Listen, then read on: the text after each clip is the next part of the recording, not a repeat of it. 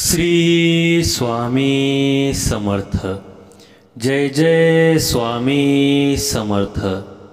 ज्या घरात मांजर पिल्लं घालते त्या घरात काय घडते। सर्व स्वामी भक्तांना श्री स्वामी समर्थ।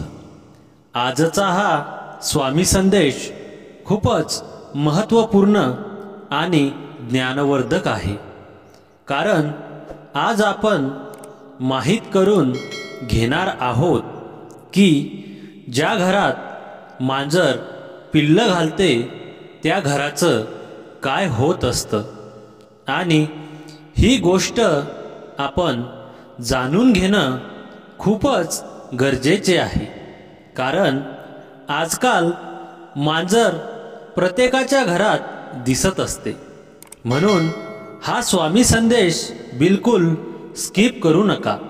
मांजर या जगातील सर्वात लोकप्रिय असा पाळीव प्राणी आहे, आणि जिथे कुठे मनुष्य आहे तिथे मांजर ही असतेच। आजच्या या स्वामी संदेशामध्ये तुम्हाला समजणार आहे की ज्या घरामध्ये मांजर आहे त्या घरामध्ये काय होते। जर तुम्ही सुद्धा तुमच्या घरामध्ये मांजर ठेवत असाल, मांजर पाळत असाल, तर हा स्वामी संदेश नक्की पाहायला पाहिजे। कुत्रे आणि मांजर पाळणे हे आजच्या जमान्यामध्ये एक फॅशन बनले आहे। अनेक लोक कुत्री आणि मांजरी पाळत असतात, परंतु स्वामी भक्तांनो, कुत्रे किंवा मांजर पाळणे ही चांगली गोष्ट आहे का, हे आपण या स्वामी संदेशामध्ये जाणून घेणार आहोत। स्वामी भक्त हो, मांजरीबद्दल तुम्ही खूप साऱ्या गोष्टी ऐकल्या असेल।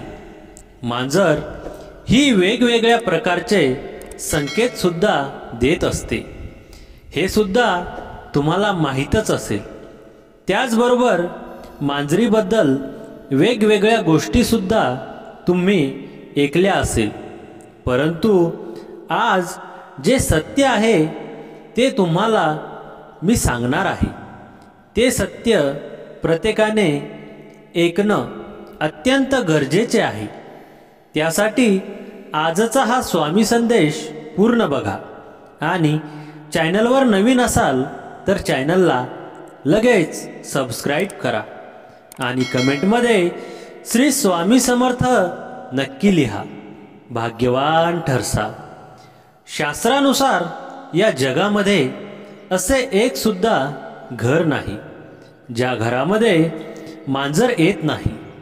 मांजर प्रत्येक घरात जाते, ज्या घरात माणूस राहत असतो। परंतु तुम्हाला ही गोष्ट माहीत आहे का की जर तुमच्या घरात मांजर येत असेल आणि सारखी ती येत राहत असेल तर या गोष्टीचा काय संकेत असतो, आणि जर तुमच्या घराच्या आजूबाजूला मांजर रडत असेल तर ह्या गोष्टीचा काय संकेत असतो, आणि जर मांजर तुमच्या घरामध्ये तिच्या पिल्लांना जन्म देत असेल तर ह्या गोष्टीचा काय संकेत असतो, आणि जर तुम्ही कोणत्याही शुभ कार्यासाठी जात असाल आणि जर तुम्हाला मांजर आडवी जात असेल तर याचा काय संकेत असतो। मांजर एक मांसाहारी स्तनधारी याचा काय संकेत असतो। मांजर एक मांसाहारी स्तनधारी प्राणी आहे। हिची ऐकण्याची आणि वास घेण्याची शक्ती प्रखर आहे। मांजर कमी उजेडामध्ये म्हणजेच रात्री सुद्धा पाहू शकते। जवळजवळ 9500 वर्षापासून मांजर मनुष्यासोबत आहे। तिचा जीवनकाळ जवळजवळ 15 वर्षे आहे। भगवान श्रीहरी विष्णू म्हणतात, ज्या घरामध्ये मांजर तिच्या पिल्लांना जन्म देते अशा घरांमध्ये माता लक्ष्मीचे आगमन होते. परंतु हे किती सत्य आहे हे तुम्हाला हा स्वामी संदेश पूर्ण पाहिल्यानंतरच कळणार आहे. प्राचीन काळातील गोष्ट आहे. एका नगरामध्ये एक स्त्री राहत होती. त्या स्त्रीला एक पुत्र असतो, परंतु तिचा तो पुत्र अपंग असतो. तो सतत अंथरुणावरच पडलेला असतो. त्याला उठता येत नाही किंवा चालता सुद्धा येत नाही. त्या स्त्रीला तिच्या पुत्राची ही दयनीय अवस्था पाहूनच खूप दुःख होत असतं. सतत तिला हीच चिंता असायची की तिच्या पुत्राचं काय होणार आहे. जेव्हा त्या मुलाला 1 वर्ष पूर्ण होते तेव्हा त्या स्त्रीला आणखी एक पुत्र होतो. परंतु तिचा तो दुसरा पुत्रसुद्धा पूर्णपणे अपंग असतो. तो सुद्धा त्या स्त्रीच्या पहिल्या पुत्राप्रमाणेच अपंग असतो. त्याला अंथरुणावरून उठता येत नाही किंवा चालता सुद्धा येत नाही.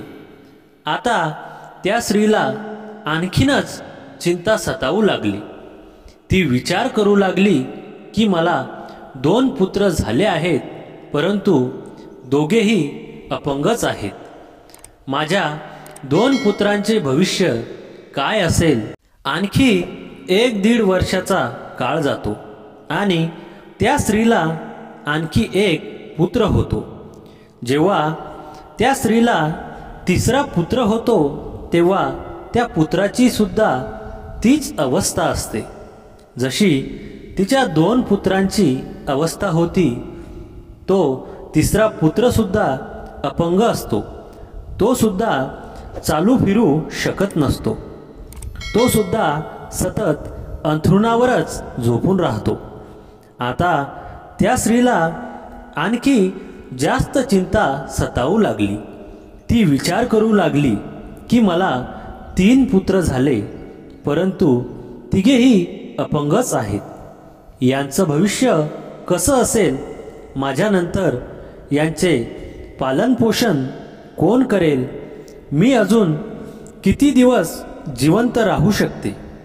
जेव्हापर्यंत मी जिवंत आहे तेव्हापर्यंत तर मी यांचं पालनपोषण करू शकते, परंतु माझ्यानंतर यांचं पालनपोषण यांची काळजी कोण घेणार आहे. मी गेल्यानंतर यांचं काय होईल हीच चिंता त्या स्त्रीला सतावत होती. आता आणखी 1-2 वर्ष जातात आणि त्या स्त्रीला आणखी एक पुत्र होतो.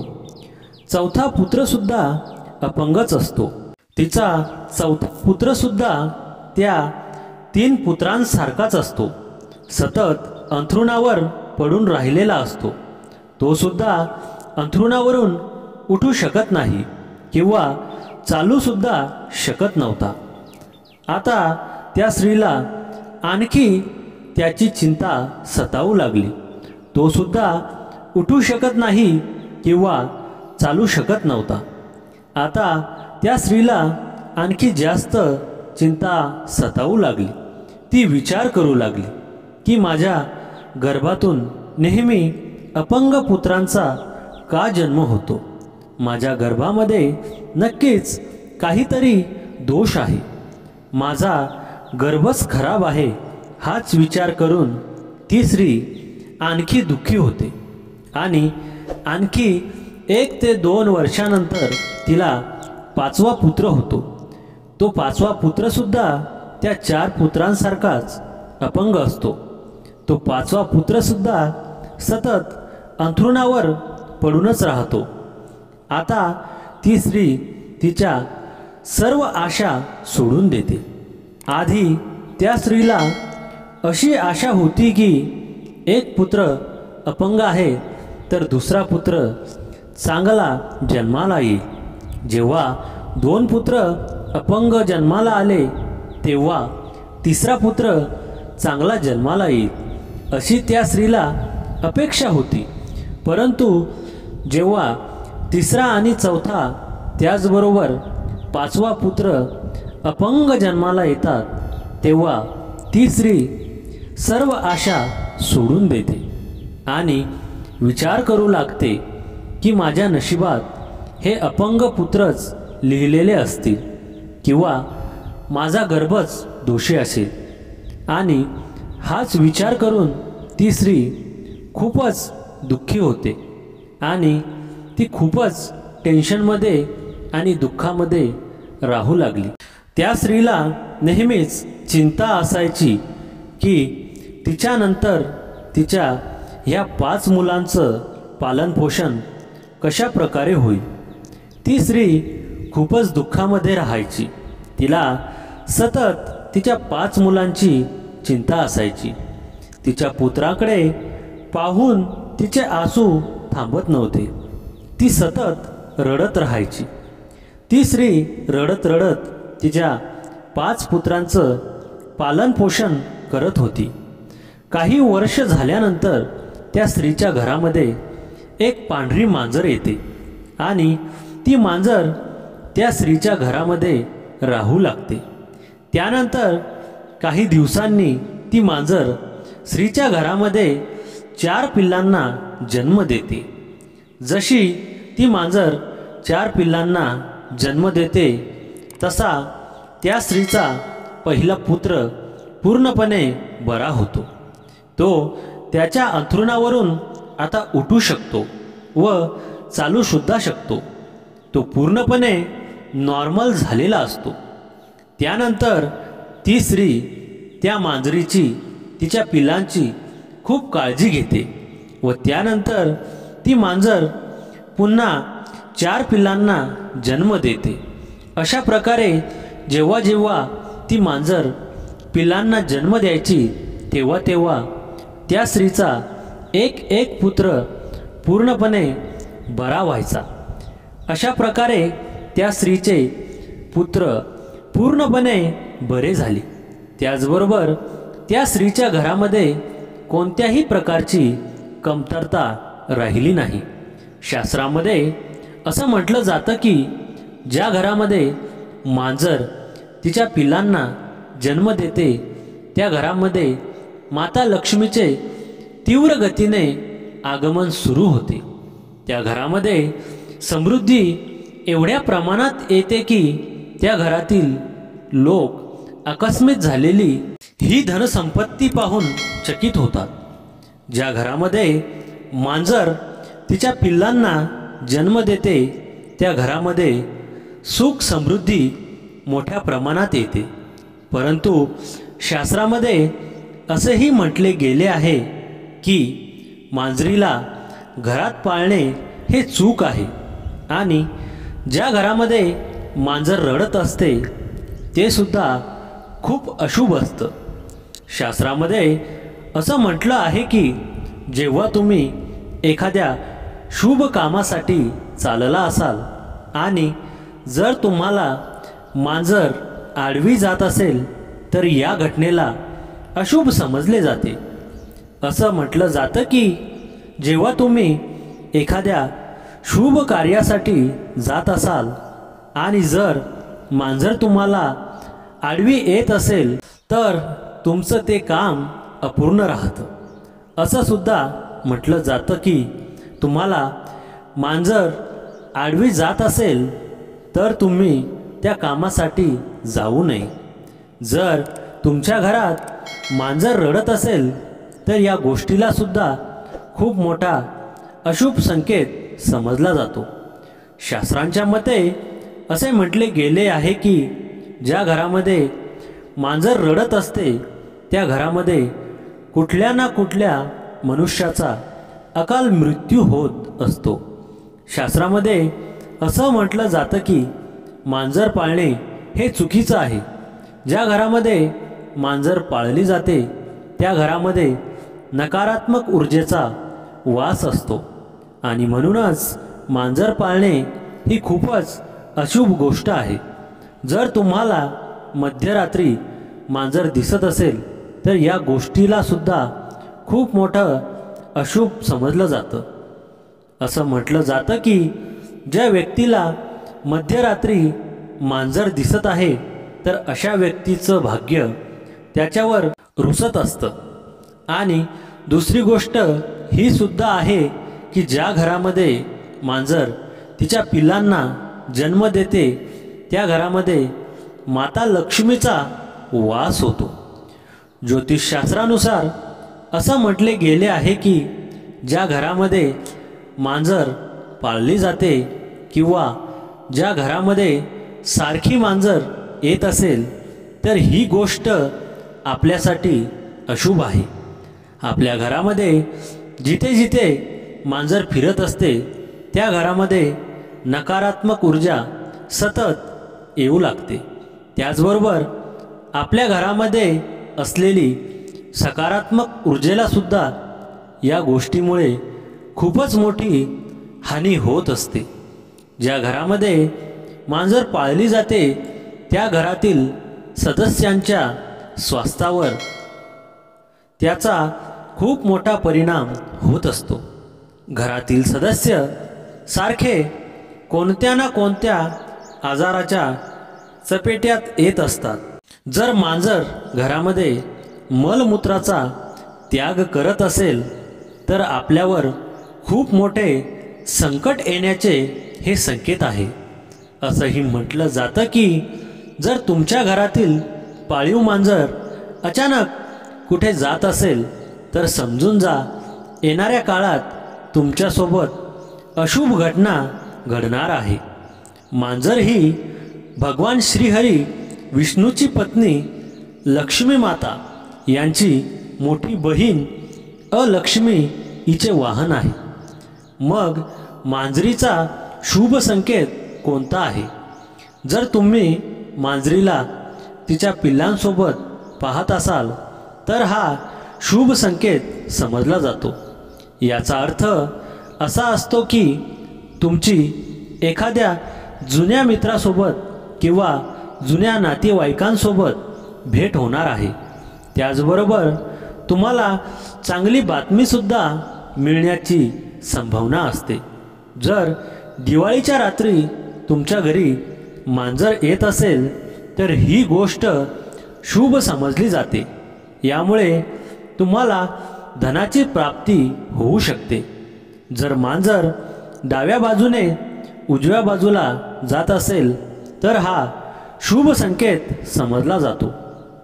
व एखाद्याच्या कुंडलीमध्ये राहू अशुभ स्थानावर असेल आणि राहूमुळे त्यांना अडचणींचा सामना करावा लागत असेल तर राहूच्या अशुभ प्रभावापासून वाचवण्यासाठी घरामध्ये मांजर पाळणे गरजेचे आहे.